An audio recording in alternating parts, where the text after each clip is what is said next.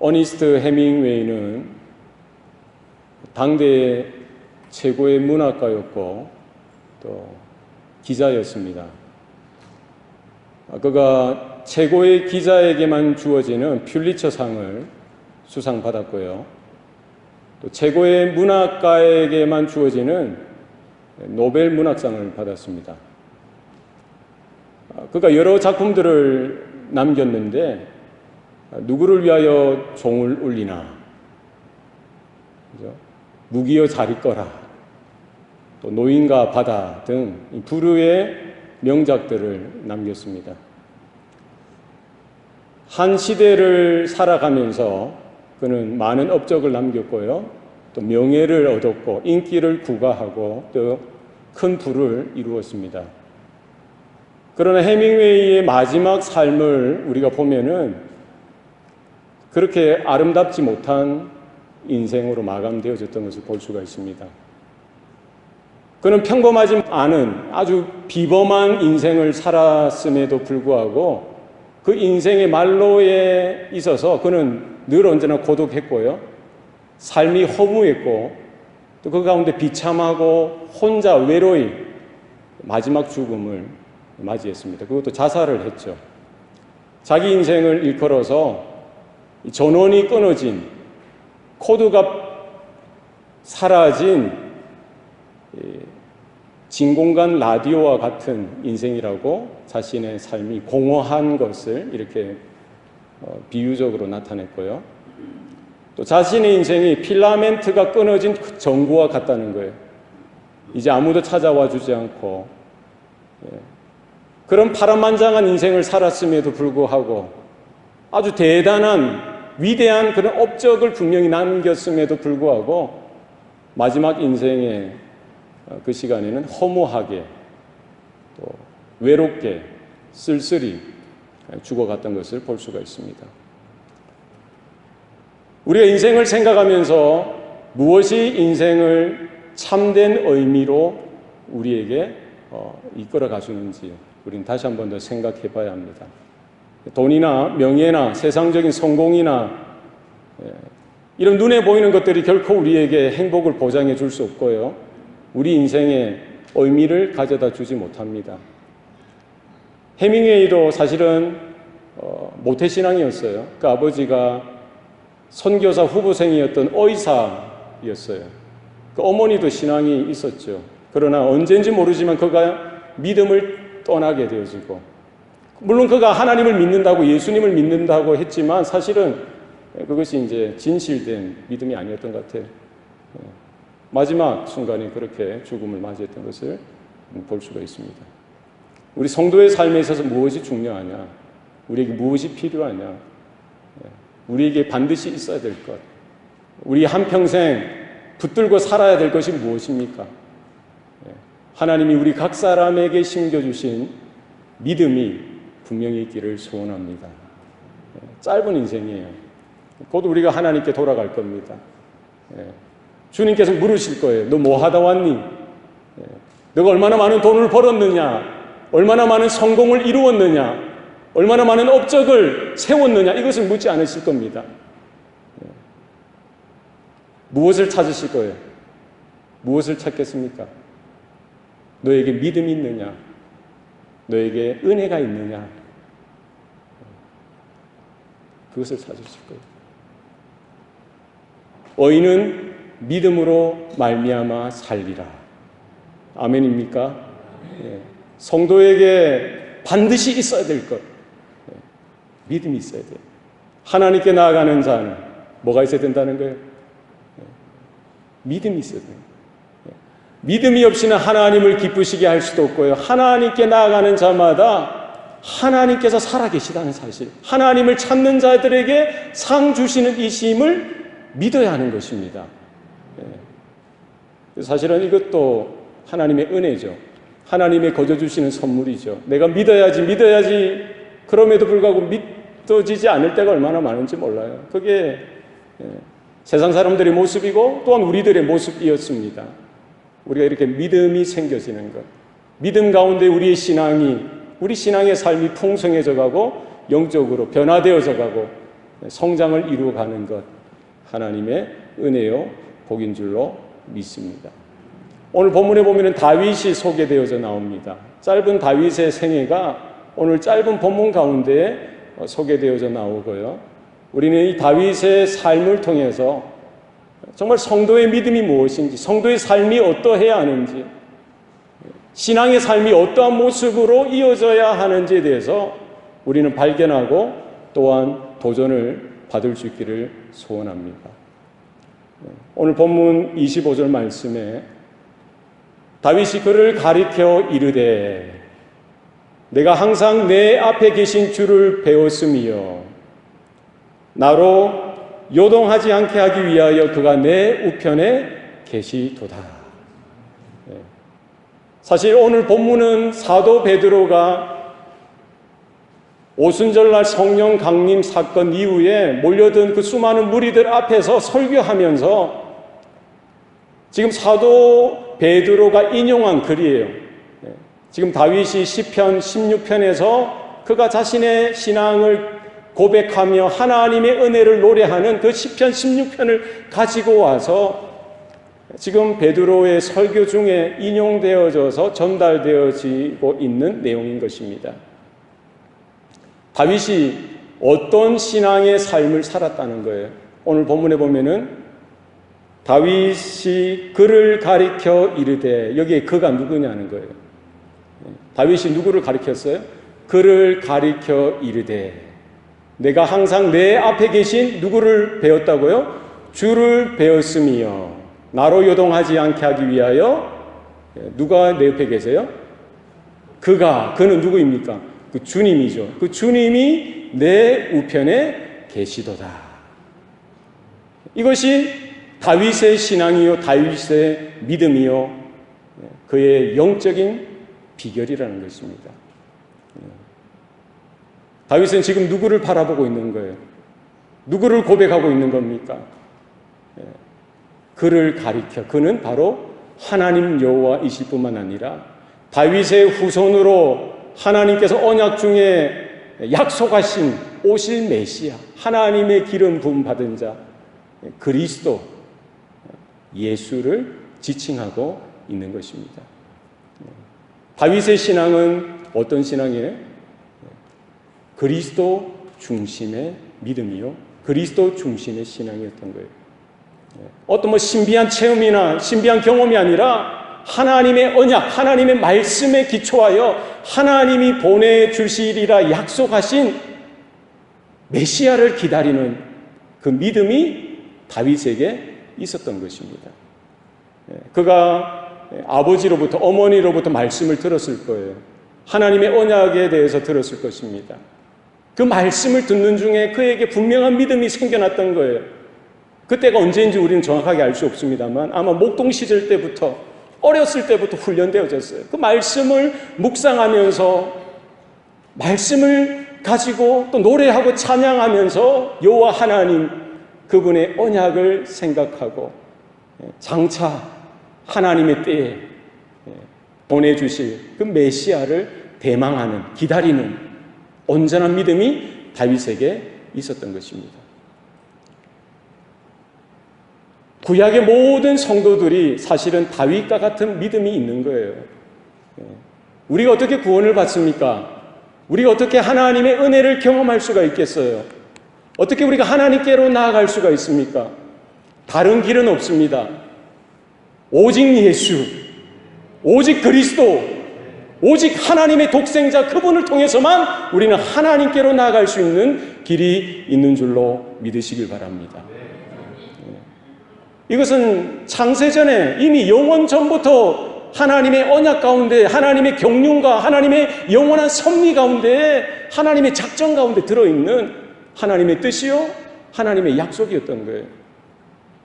아담과 하와가 타락하여 그 풀숲에 숨었을 때에도요, 그들을 찾아가셔서 하나님은 가죽옷을 입히시면서 약속해 주셔서 창세기 3장 15절 말씀에 누구에 대해서 이야기합니까? 여자의 후손에 대해서, 하나님의 구원의 길에 대해서, 생명의 길에 대해서 분명히 말씀해 주고 있는 것이죠. 아브라함을 통해서 약속해 주셨어요. 다윗을 통해서 똑같이 약속해 주시는 거예요. 애굽에서 종살이하던 이스라엘이 종되었던 자리에서 이렇게 해방을 얻고 자유를 얻고 광야를 다니면서 모세를 통해서 주신 하나님의 약속, 하나님의 그 율법, 하나님의 언약이 뭐냐는 거예요. 구약의 모든 성경이 예언하고 있고 약속하고 있고 미리 그를 가리켜 말씀하신 그 실체가 누구냐는 거예요. 그 대상이 누구냐는 거예요. 오실 메시아 예수 그리스도에 대해서 구약의 모든 예언자들을 통해서 선지자들을 통해서 하나님의 사람들을 통해서 약속으로 우리에게 주셨다는 사실을 여러분 믿으시길 바랍니다.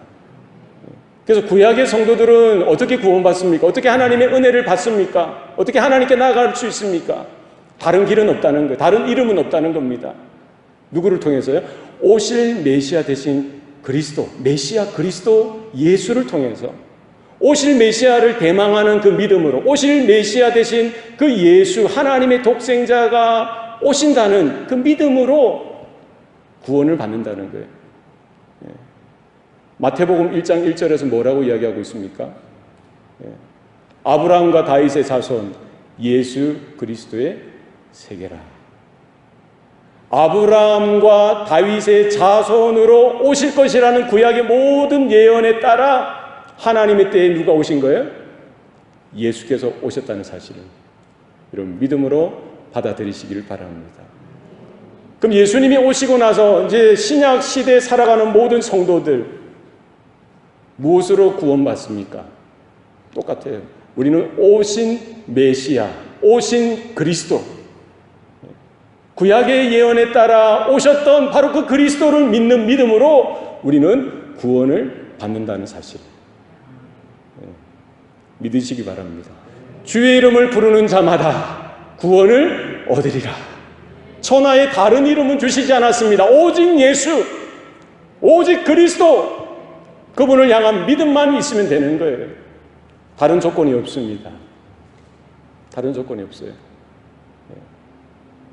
지금 다윗이 언제, 그 시기가 언제예요? 1000년 전에, 1000년이라는 그 세월의 공간, 그 공백을 뛰어넘어서 그 1000년이라는 시간이 지난 이후에 언제 오실지 몰랐죠, 다윗은. 그러나 자기의 후손 중에 하나님의 택한 기름 부은 그 메시아가 오실 것이라는 그 사실을 영의 눈을 열어서 믿음의 눈을 가지고 바라보고 믿은 거예요. 다윗이 지금 고백하는 거잖아요. 내가 항상 내 앞에 계신 주를 배웠으며 장차 오실 그리스도를 향한 그 믿음으로 다윗은 평생 살아갔던 것입니다. 1000년의 그 긴 공백을 뛰어넘어서 그 그리스도를 바라봤던 거예요. 예수님이 오시고 나서 지금 몇 년이 지났습니까? 어떻게 보면 저와 여러분 더 대단한 거예요. 다윗은 1000년이라는 시간이지만 우리는 몇천 년의 시간입니까? 별로 놀라지도 않네요. 믿음이 좋으세요, 여러분들은. 어떻게 보면 다윗보다 더 긴, 더블로 길죠. 2000년의 그 시간을 넘어서 우리는 이 역사 가운데 오신 메시아, 하나님의 독생자, 예수님, 그분의 죽으심과 부활에 대해서 우리는 바라보고 우리의 마음에 그분을 영접하고요. 그분을 믿는 믿음으로 우리가 구원되어진다는 사실이에요. 이것이 복음이요. 이것이 하나님의 은혜인 줄로 믿으시길 바랍니다. 다윗은 이 믿음으로 평생 살아갔던 것 같아요. 오늘 25절 말씀에 또 뭐라고 이야기합니까? 나로 요동하지 않게 하기 위하여 그가 내 우편에 계시도다. 세상에 요동칠 일들이 얼마나 많은지 모릅니다. 여러분 집에 아침에 출근했다가 저녁에 집에 들어가는 것 우리는 매일 그냥 반복적으로 일어나는 일이니까 당연하게 생각하는 거예요.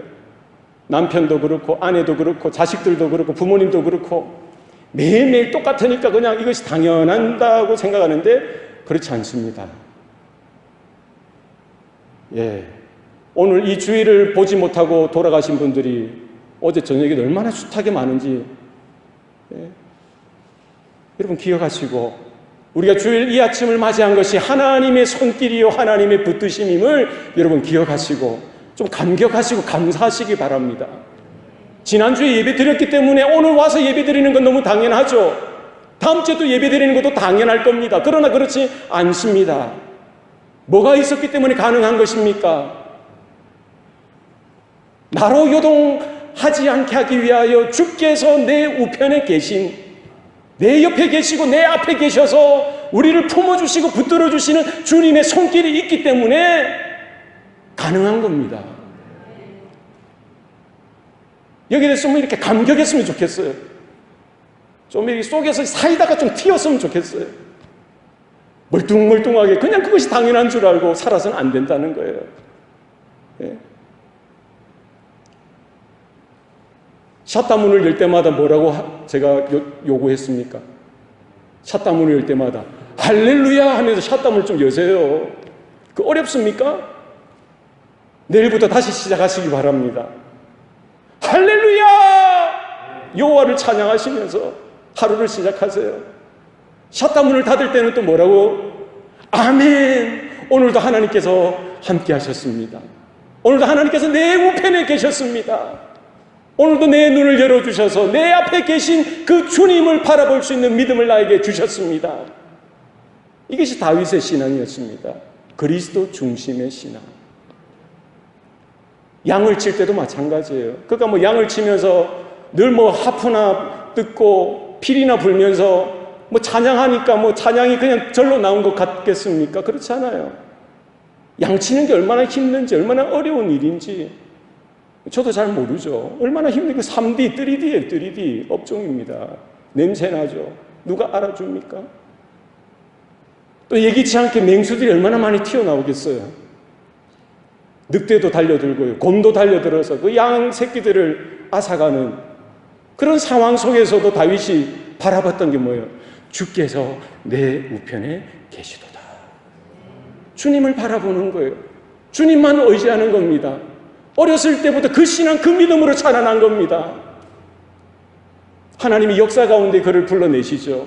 블레셋이 이스라엘을 침공하여 들어왔을 때 어려서부터 장수로 길림받은 그 블레셋 장수 골리앗 앞에서 사울 왕도 그 모든 이스라엘의 군사들의 마음이 녹아졌던 겁니다. 다윗이라고 별 수 있었겠어요? 그러나 그는 달랐던 거예요. 무엇입니까? 살아계신 여호와의 이름을 의지해서 나가는 겁니다. 시편 16편에서 고백했던 대로 내 우편에 계신 여호와 하나님, 오실 메시아 되신 그리스도를 바라보는 믿음으로 그가 나갔던 거예요.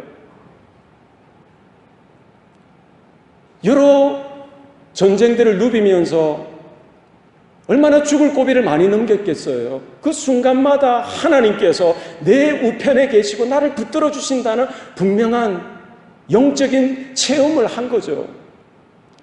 칼이나 창이 아니라 하나님께서 나의 방패가 되어주시고 나를 지켜주신다는 그 분명한 믿음이 그 삶 가운데 자리 잡고 있었던 거예요. 사울왕이 악신이 들렸어요. 질투하고 시기하고 저주하면서 달려들 때, 창을 던질 때, 칼을 들이댈 때, 수많은 군사들을 일으켜서 다윗을 잡으러 할 때 그는 홀홀 단신 도망다니기도 하고요.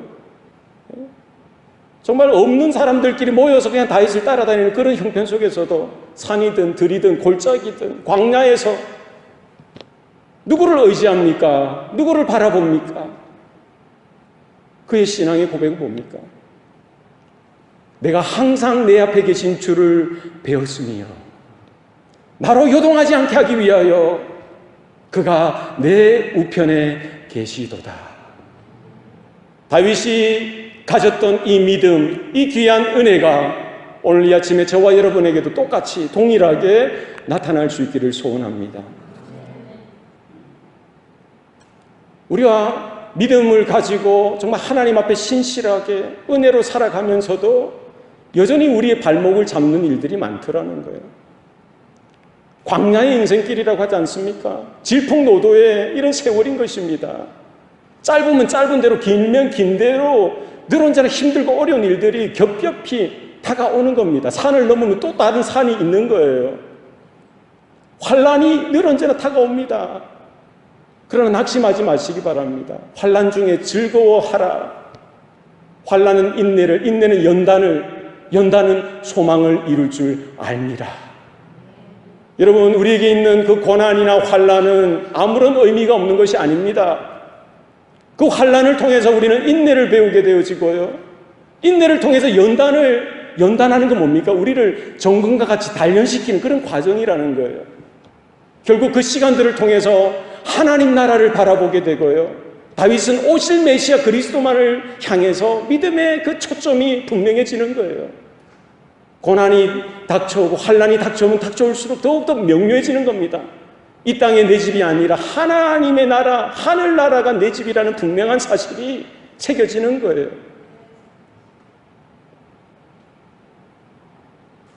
찬송가 486장, 이 세상에 근심된 일이 많고 참 평안을 몰랐구나. 내 주 예수 날 오라 부르시니 곧 평안이 시리로다. 이 세상에 뭐가 많다는 거예요? 이 세상에 근심된 일이 많다는 겁니다. 여러분은 안 그렇습니까? 저만 그렇습니까? 저만 그렇군요. 이 세상에 근심된 일이 많고 참 평안을 몰랐구나. 내 주 예수 날 오라 부르시니 곧 평안이 쉬리로다. 이 세상에는요, 근심된 일이 많습니다. 2절이 뭔지 아십니까? 2절. 이 세상에 곤고한 일이 많고, 참 1절 지나가더니 더 큰 일이 벌어졌어요. 근심된 일이 많았는데 은혜로 살았습니다. 2절 가니까 뭐가 많다는 거예요? 이 세상에 곤고한 일이 많대. 곤고한 일이 레벨업 된 거예요. 아이고, 이거 어떡합니까? 곤고한 일이 많고 참 쉬는 날 없었구나. 그러나 내 주 예수 날 사랑하시오니 곧 평안이 시리로다. 이 세상에는 근심된 일도 많고요, 이 세상에는 공고한 일도 많습니다. 그러나 그것도 끝이 아니에요. 3절은 또 뭡니까? 이 세상에 죄악된 일이 많고 또 그것으로 끝인가요? 참 죽을 일 쌓였구나. 어떡합니까? 어떻게 살렵니까? 무엇으로 살렵니까? 아마 다윗이 이런 노래도 불렀을 거예요. 이 세상에 근심된 일도 많고 곤고한 일도 많고 죄악된 일도 많고 곧 죽을 일이 쌓였구나. 믿음 없는 사람은 거기서 끝나는 거예요. 그러나 하나님이 은혜 주시고 믿음을 주시고 우리의 눈을 열어주시는 거예요.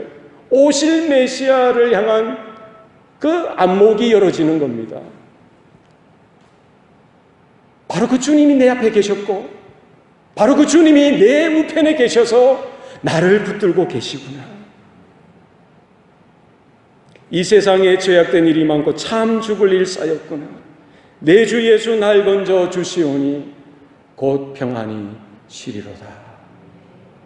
여러분, 하나님 앞에 서시기 바랍니다. 하나님 앞에 나아가시기 바랍니다. 주님을 만나셔야 돼요. 예배가 뭡니까? 딴 거 아닙니다. 하나님 임재 앞에 서는 거예요. 기도가 뭡니까? 딴 거 아닙니다. 유창하게 길게 기도 안 하셔도 돼요. 짧게 하셔도 됩니다. 그러나 하나님 앞에 서셔야 돼요. 주님 앞에 서시면 돼요. 찬양이 뭡니까? 제가 음치예요, 음치. 박치예요, 박치. 아주 좋아하시네. 저는 저희 부끄러움을 이야기했는데, 예? 가사도 잘 못 외워요, 제가. 참 하나님의 제가 육체에 가시인 것 같아요. 매주 가사를 틀려요. 요즘 또 눈이 나빠서 잘 안 보여요. 그래도 상관없습니다. 할렐루야, 여호와를 찬양하시기 바랍니다. 박자가 좀 틀리면 어떻고요? 가사가 좀 틀리면 어떻겠어요? 하나님을 찬양하세요. 제가 어렸을 때 우리 권사님들 찬송가를 봤어요. 그 기도원에 가서. 악보가 없어요. 가사만 다 돼 있더라고요. 모든 곡이 똑같은 음으로 시작하고 똑같은 음으로 끝나요. 그래도 은혜가 있더라고요. 하나님 앞에 나가는 삶, 그리스도 중심의 신앙.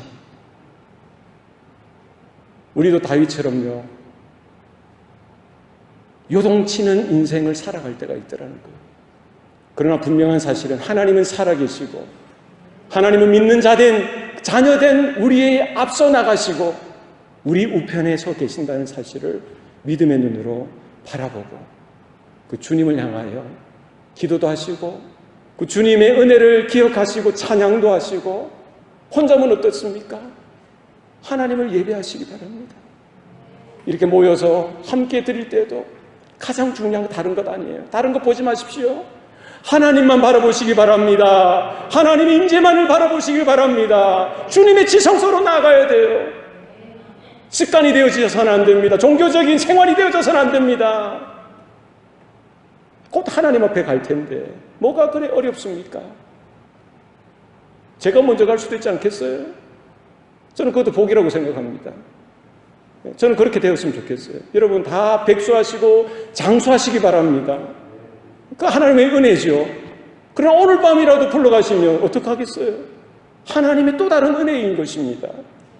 날마다 하나님 앞에 나간 그 시간, 그것을 준비하는 저와 여러분 되시기를 바랍니다.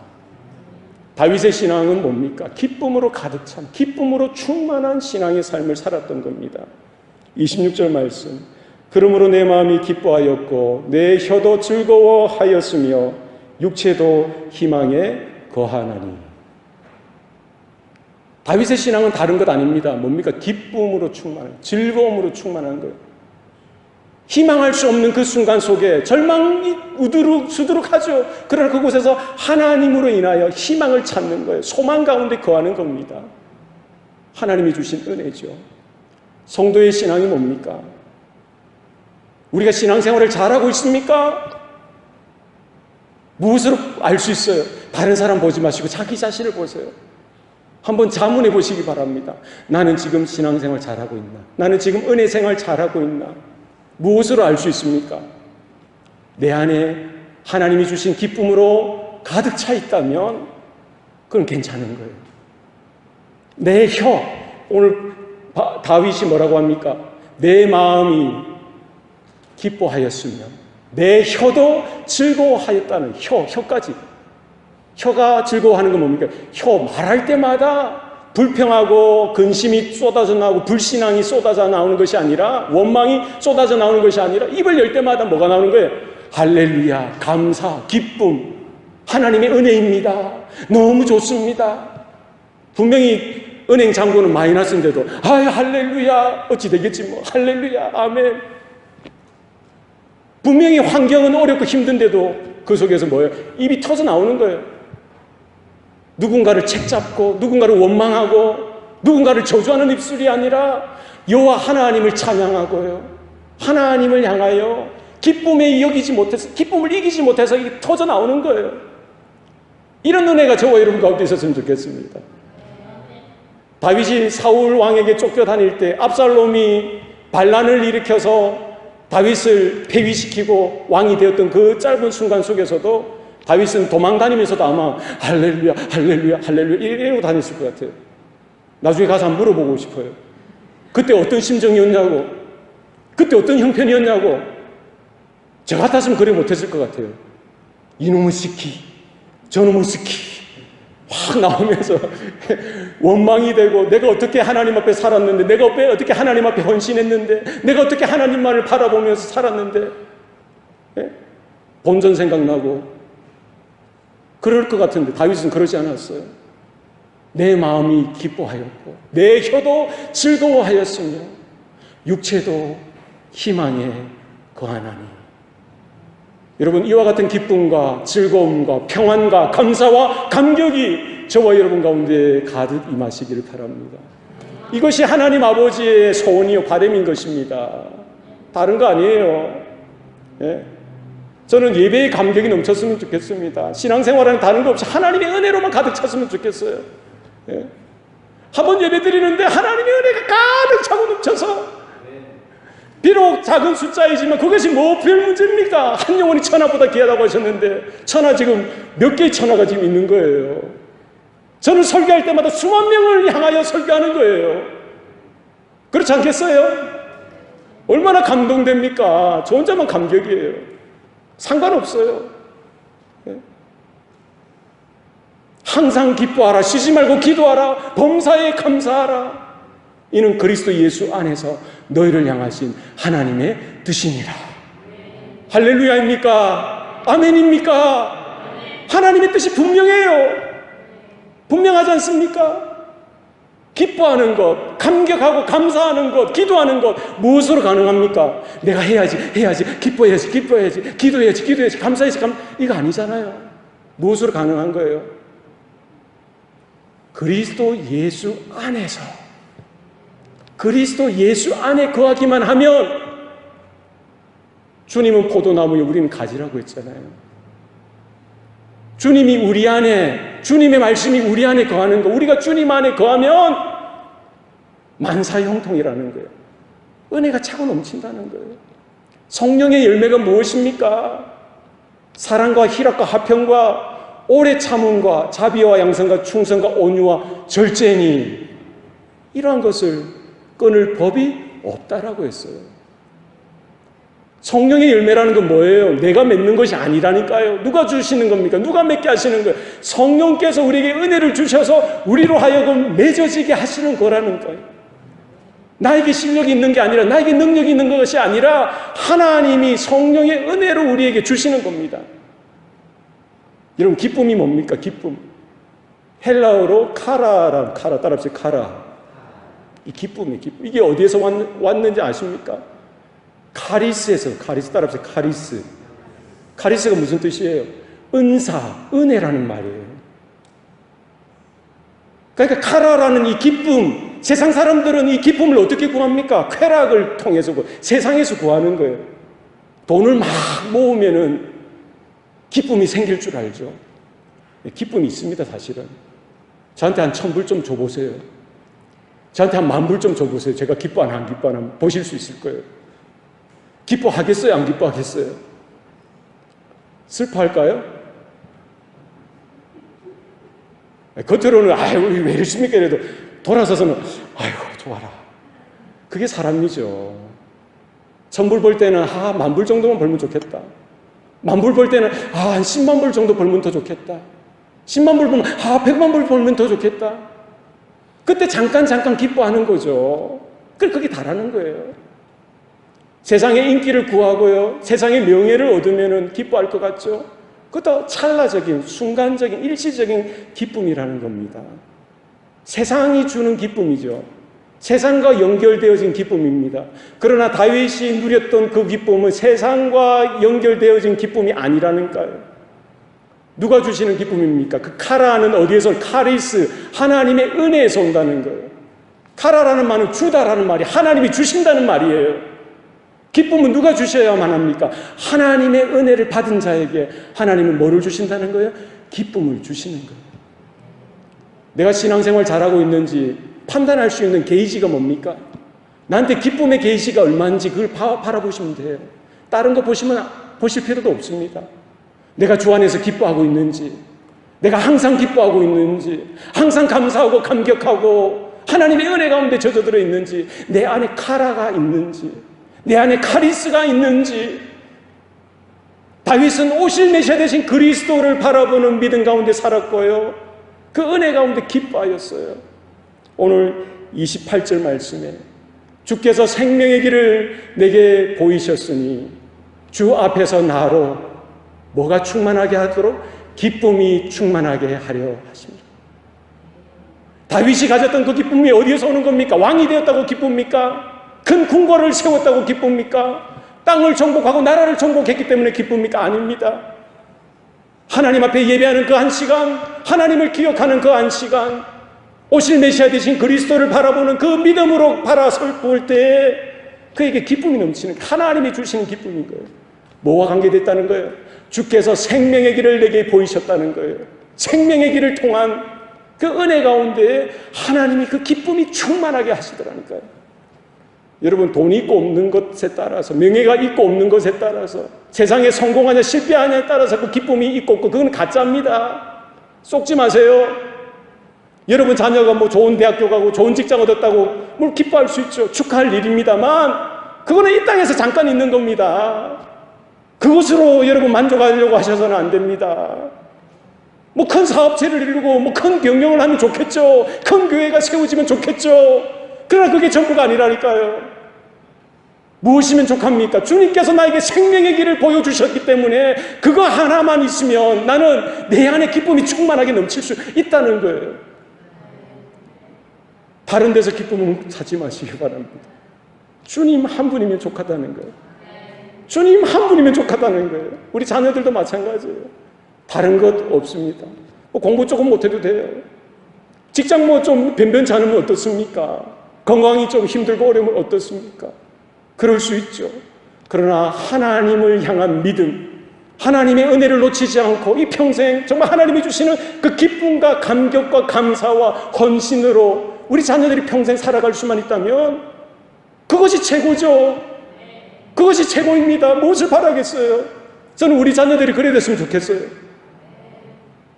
뭐 직장 뭐 변변치 않으면 어때요? 공부 좀 못하면 어떻습니까? 하나님만 사랑하고 하나님의 은혜 가운데만 서고 다윗처럼 그리스도 중심의 신앙, 하나님이 주시는 그 기쁨으로 충만한 인생, 그 안에서 답을 찾고 주위에 있는 많은 영혼들에게 그 답을 알려주고 생명의 길을 전해주고 함께 그 하나님을 예배하고 찬양하는 그 사명의 길로 달려갈 수만 있다면 저는 오늘이라도 죽으면 좋겠어요. 뭐 여한 있겠어요? 오늘 죽는다는 말은 아닙니다. 그것도 내 마음대로 죽을 수 있나요? 하나님이 오라 하시면 가는 거예요. 하나님이 오라 하시면 가는 거예요. 우리 주일학교 자녀들이 그렇게 되었으면 좋겠습니다. 우리 교회 청년들이 그렇게 되었으면 좋겠어요. 뭐 UC 버클리, 뭐 스탠포드, 뭐 UC LA, 뭐 UC 데이비스, UC 얼바인, 뭐 UC 욕하는 것 같잖아요. 그 가면 어떨까? 안 가면 어떻습니까? 가면 좋죠. 그러나 우리 청년들이 이렇게 유학 와서 2년 3년 공부하다가 떠나면서 저 UC 버클리 간 것보다, UC LA 편입한 것보다 저는 이 교회를 통해서 하나님을 만나고 하나님의 은혜를 경험하게 되어서 너무 좋아요. 이렇게 간증하고 떠났으면 좋겠어요. 하나님 이런 교회가 되게 하여 주시옵소서. 하나님 이런 청년이 되게 하여 주시옵소서. 저는 우리 목회의 방향이 이렇게 단순해졌으면 좋겠어요. 하나님이 이 조그마한 대학이지만 이 옆에 우리 교회를 세워주신 것은 그 청년들을 향한 마음을 가지라는 거예요. 청년들을 섬기라는 거예요. 우리가 온 열방을 품고 기도할 수 있습니다. 온 선교지를 향하여 품고 기도할 수 있습니다. 그러나 내 옆에 하나님이 보내주신 그 젊은 영혼들을 우리가 품고 섬기며 주님의 제자로 세우고 2년, 3년 이후에는 파송하는 그런 교회가 되었으면 좋겠습니다. 오늘 다윗의 신앙은요, 거기에서 멈추지 않습니다. 27절 말씀에 이는 내 영혼을 음부에 버리지 아니하시며 주의 거룩한 자로 썩음을 당하지 않게 하실 것임이로다. 다윗의 신앙은요, 명료합니다. 이 땅에서의 잘되는 그 인생, 그것이 아니라 이 땅에서 하나님을 경험하고 하나님으로 인하여 기뻐하는 것, 그것만이 아니라 어디까지 나갑니까? 죽음 너머의 세상, 죽음 너머의 세계까지 가는 거예요. 우린 다 한 번 태어났으면 한 번 죽게 되어지는 겁니다. 죽음에 누구든지 두려움이 있는 거예요. 걸어가보지도 못했고 겪어보지도 못했기 때문에 믿음이 있는 사람들도 순간 두려워할 수 있는 겁니다. 그 당연한 거예요. 그러나 다윗의 고백이 우리의 신앙의 고백이 되었으면 좋겠습니다. 내 영혼을 음부에 버리지 아니하시며 주의 거룩한 자로 썩음을 당하지 않게 하실 것임이로다. 여기에 대한 분명한 신앙의 고백이 있었으면 좋겠어요. 지금 다윗은 누구를 바라보고 있는 거예요? 장차 1000년 이후에, 그는 1000년이라는 시간도 몰랐죠. 우리는 결과론적으로 아는 것이고요. 1000년 이후에 그 무한대와 같은 그 시간 너머에 오실 그리스도, 하나님의 기름 부음 받은 자 메시아가 오실 것을 바라보고요, 그분을 통해서 이루어질 놀라운 구원을 바라본 거예요. 그 그리스도 안에 거할 때에 주님이 내 영혼을 음부에 버리지도 아니하실 것이고요, 또 썩음을 당하지 않게 하실 것이라는 거예요. 이 말이 무슨 말입니까? 이 다윗의 고백, 이 다윗의 신앙의 고백이 결국 오실 메시아 된 그리스도가 오심으로 말미암아, 그리고 그분이 십자가에 달려 죽으시고 3일 만에 부활하심으로 말미암아 성취가 되어졌던 것입니다. 다윗은 자기가 자기에 대해서 이야기하는 것인지, 자기가 그를 가르쳐 이르되, 그가 그 오실 메시아를 가리켜서 지금 이렇게 성령의 충만함을 받아서 영 안이 열려서 이렇게 고백하는데, 이것이 자신에 대한 이야기인지 아니면 오실 메시아 그분에 대한 이야기인지 그가 분명히 몰랐을 수도 있죠. 분명은 자기의 이야기가 될 수도 있고, 분명 그 오실 메시아를 통해서 이루어졌다는 사실을 우리는 바라봐야 되는 거예요. 그 예수께서 십자가에 달려 죽으시고요, 음부에까지 내려가셨죠.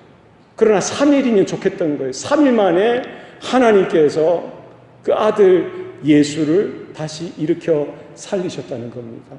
다윗은 바로 그 오실 메시아 되신 그 예수 그리스도를 통하여 이 일이 자기에게도 여전히 나타날 것을 믿음으로 바라보았다고 저는 생각됩니다. 물론 예수님께서 그 죽음 가운데 음부에 버림받지 아니하시고 다시 살아나셔서 썩음을 당하지 아니하시고 부활하시고 승천하시고 지금 하나님 아버지 보좌 우편에 앉으셨던 것, 이것을 자세하게 다윗이 다 알 수는 없었겠지만 분명한 것은 음부에 버려지지 아니하고 그 육체가 썩음을 당하지 않을 것이라는 사실을 믿음의 눈으로 바라보았던 것입니다. 부활신앙이 있었던 부활신앙.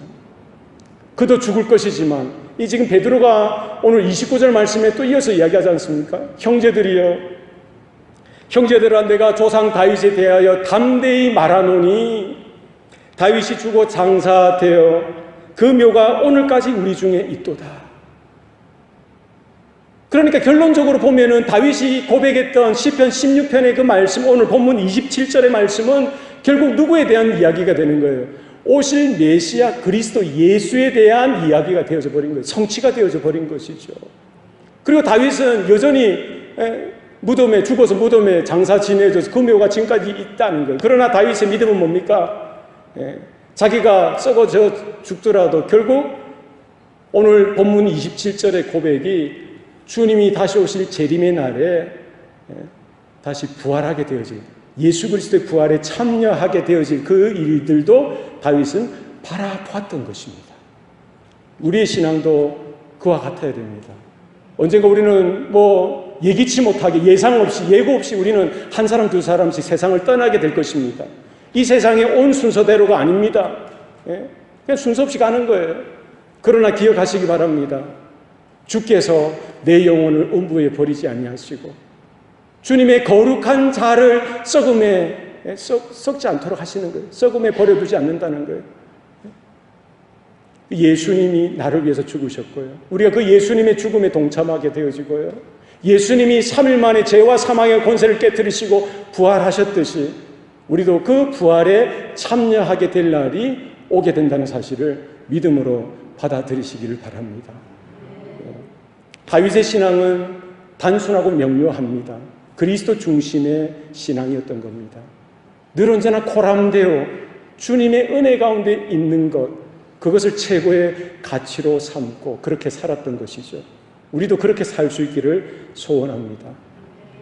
다윗의 평생의 삶 가운데 카라, 하나님이 주시는 은혜, 하나님이 주신 성령의 열매인 기쁨으로 가득 찼던 것을 볼 수가 있습니다. 그의 마음뿐만 아니라 그의 입술과 그의 육체까지 하나님의 영원한 소망 가운데, 희망 가운데 거했던 것을 볼 수가 있는 것이죠. 이런 기쁨과 감격과 감사가 우리의 마음과 우리의 입술 가운데 늘 충만해지기를 소원합니다. 우리의 신앙은요, 죽음도 뛰어넘는 부활의 신앙인 것입니다. 우리는 더 이상 죽음 앞에서 이렇게 약해질 필요도 없어요. 바울이 외쳤듯이 사망아 너의 쏘는 것이 어디 있느냐, 사망아 너의 이기는 것이 어디 있느냐 외쳤듯이 여러분 당당하시기 바랍니다. 죽음 앞에서 당당해질 수 있어야 합니다. 여전히 약하지만 예수님을 바라보시고 예수님의 부활 가운데 우리도 참여하게 된다는 분명한 약속을 받으시고 붙드시기를 바랍니다. 짧은 인생 우리는 어떻게 살아가야 하는 것, 어떻게 살아가야 하는지 우리 자신에게 묻고요. 오늘 말씀을 통해서 하나님의 나에게도 다윗과 같은 믿음을 허락하여 주시옵소서. 하나님의 나에게도 다윗과 같은 그 기쁨으로 충만한 삶이 되게 하여 주시옵소서. 이런 신앙의 고백이 우리 자녀들과 우리 교회와 우리 성도들 가운데 가득 차고 넘치시기를 축원합니다. 기도하시겠습니다. 살아계신 아버지 하나님, 오늘도 우리에게 생명 주시고 구원의 은혜를 베풀어 주시니 감사합니다. 우리는 아침에 피었다가 저녁에 시드는 들꽃처럼 연약하고 나약한 존재입니다. 그럼에도 불구하고 하나님의 성령의 은혜로 말미암아 하나님의 형상으로 빚어주셨고 하나님의 거룩한 자녀여 주님의 몸된 교회로 불러주셨음을 감사합니다.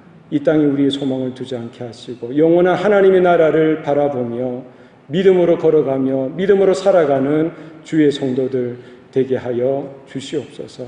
낙심하고 좌절하는 인생이 아니라 하나님 안에서 복음 안에서 희망을 발견하게 하시고 하나님이 주시는 소망을 그 기쁨과 감격을 우리의 삶과 우리의 가슴과 입술 가운데 가득 채워나갈 수 있도록 도와주시옵소서. 그 생명의 길을 우리에게 보여주셨사오니 우리만 알고 우리만 행하는 것이 아니라 우리 주변의 수많은 불신 영혼들에게도 알려주고 전파할 수 있도록 우리의 입술을 주장하여 주시옵소서.